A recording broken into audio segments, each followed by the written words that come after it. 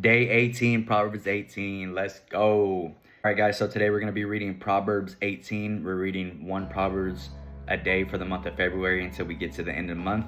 So that way you can say, hey, I read Proverbs all the way through.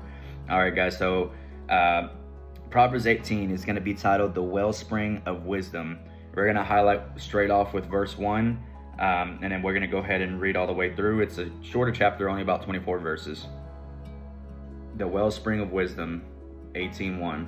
Through desire a man having separated himself seeketh an intermeddle with all wisdom. A fool hath no delight in understanding, but that his heart may discover itself. When the wicked cometh, then cometh also contempt, with the ignominy reproach. The words of a man's mouth are as deep waters, and the wellspring of wisdom as a flowing brook. It is not good to accept the person of the wicked, to overthrow the righteous in judgment.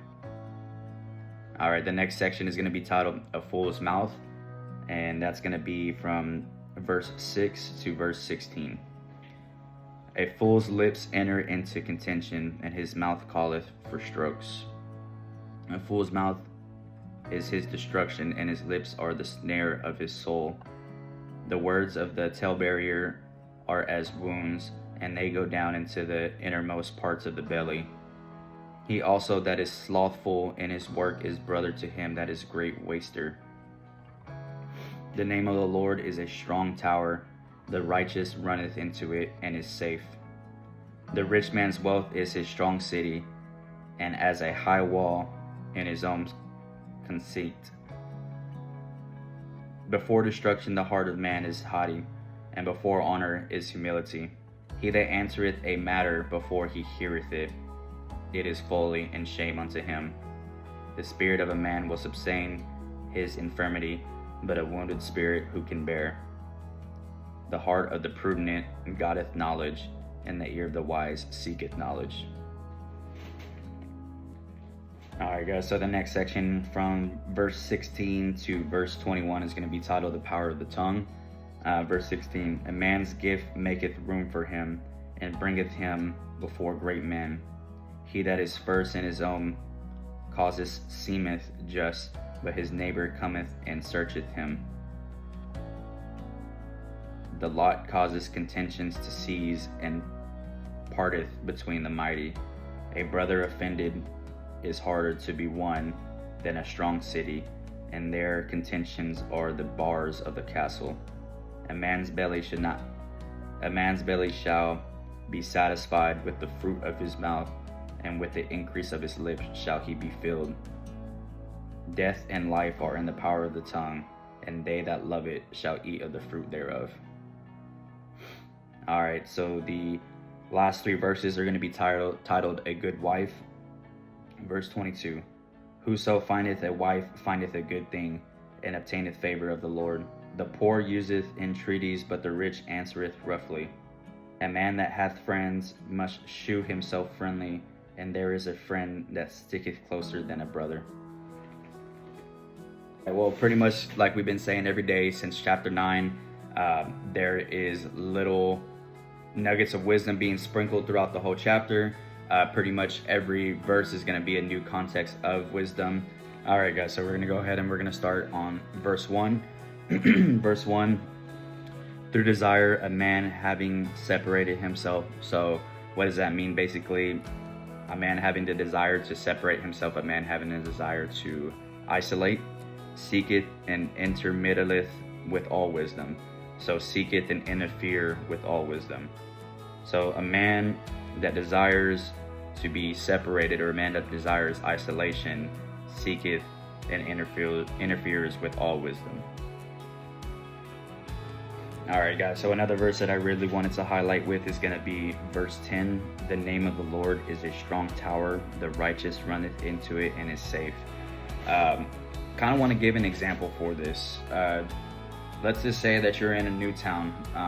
You're visiting somewhere and you and your family are doing different things, whatever the case is, right? And then you're like, alright, what's the meeting point to if something goes wrong, if whatever the case is, what is the meeting point? The safety point. Usually It's going to be something tall. It's going to be a big statue. It's going to be something that you can see from any point. So what I'm getting at is that Jesus literally says right here, the name of the Lord is a strong tower. So Jesus is the strong tower.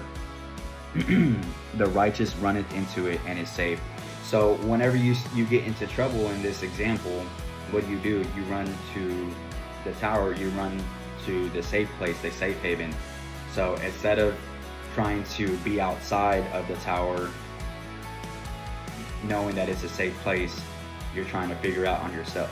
You're trying to figure it out on yourself, and that's what this world teaches you, to trust in yourself, to believe in yourself. But in reality, you should go run into Jesus, knowing that that's the safe place, knowing that's going to be the safest place. That's not the place that's going to break you. That's the place that's going to build you up. So basically, that's what it's explaining, that the Lord is our strong tower, and that the righteous runneth into it and is safe. So again, this is the verse that we've been using throughout all of Proverbs 21. Death and life are in the power of the tongue, and they that love it shall eat the fruit thereof. So basically what we've been saying is watch what you put out. Watch what you speak over yourself, watch what you speak over to others, even your thoughts.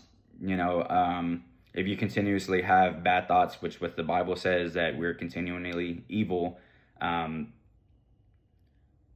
to guard your mind and to renew your mind and basically take every thought captive and take it to Jesus. You take it to God, no matter if it's some type of emotion, anger, frustration, or if it's something that nothing's bigger than God. So you should take everything to God. There's no point of breaking yourself down and acting like you have to go through it when there's a safety tower. There's a safe place to go.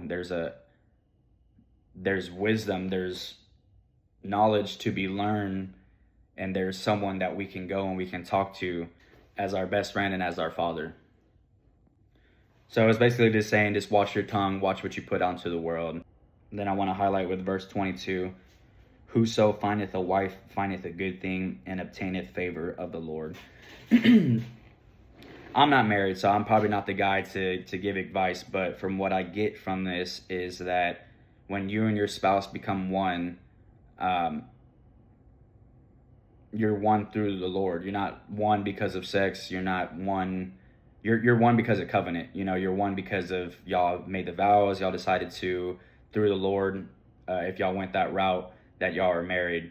And basically says here, whoever so findeth a wife findeth a good thing and obtaineth favor of the Lord. It's a lot easier to build a foundation build a foundation of the Lord with you and your spouse. Obviously, you need to build it with just your own foundation, because you need to know who you are outside of that relationship, but there's no who you are outside of that relationship with Jesus, if that makes sense. There's nothing that you can do without Jesus, without God not knowing. He's an all-knowing God, and he doesn't judge you for stuff, so there's no point of hiding. There was a picture that CBC put up this weekend, and it was a picture, if I can remember correctly, I'm assuming that it was maybe Peter falling into the water when he was walking on water, walking toward Jesus, and he got distracted and he started falling into the water.